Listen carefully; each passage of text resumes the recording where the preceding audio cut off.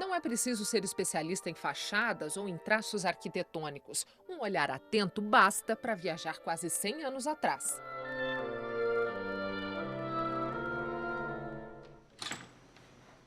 Quem abre a porta para a nossa equipe é Dona Irma Engel, neta do homem que recebeu Santos Dumont quando o pai da aviação esteve em Foz do Iguaçu. Isso foi no começo do século passado. A casa onde ela vive foi construída em 1915. Aí depois, em 16, meu pai casou e veio morar aqui. Há 98 anos, essas paredes estão de pé e não são feitas de cimento. Com barro, o barro muito bem batido, né, substituiu o cimento, né. Tão firme quanto a proprietária, Dona Irma tem 94 anos, apenas 4 anos a menos que a casa. É uma moradia pequena, de 5 cômodos, mas valiosa pela resistência. Entrávamos pela rua Edmundo de Barros. A cerca era de ripas, tinha um jardim muito bonito, meu pai gostava muito de flores. Tinha a salinha de jantar, tinha uma mesa, 6 cadeiras, eles eram bastante pobres e tinha pouca coisa. Aqui era o quarto de dormir deles. E do lado tem outro quarto. Aqui esse outro quarto era o quarto nosso, das 2 meninas. A casa tem um sótão. Era primeiro um depósito, depois quando eu casei eu fui morar lá em cima. Tinha o quarto muito bonitinho, encerado. Quem subiu conosco foi o filho de Dona Irma, Renato. Isso olha, é original, isso aqui é original. Escondido no sótão, encontramos um rádio antigo e muitas outras curiosidades. Isso aqui é umas portas falsas, você abre e ali então eram os depósitos de guardar as coisas. Esconderijo Esconderijo secreto guardava-se, eu era pequeno, o pinheirinho de Natal, enfeite de Natal.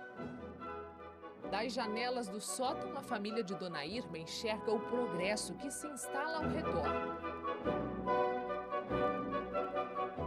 Além da casa da família Engel, anos depois, muitas outras moradias ajudaram a compor o centro de Foz do Iguaçu.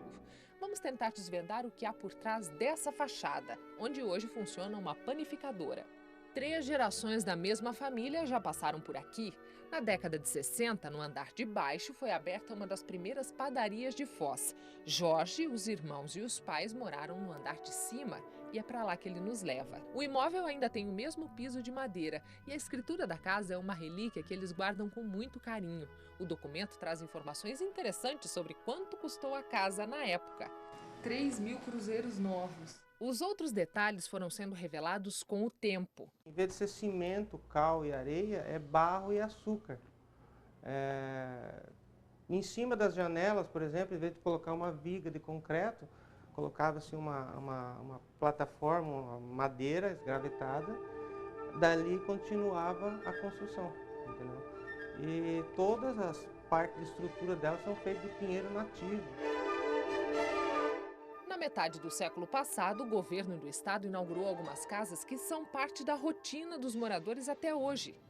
Esta é uma das casas mais antigas e mais simbólicas de Foz do Iguaçu.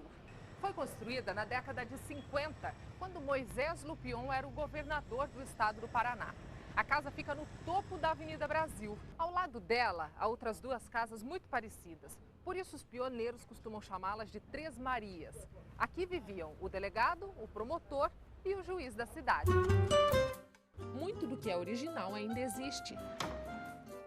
No banheiro encontramos uma das características mais impressionantes. Repare na espessura da argamassa, 2 centímetros. As camadas de tinta revelam os tons que já coloriram a casa.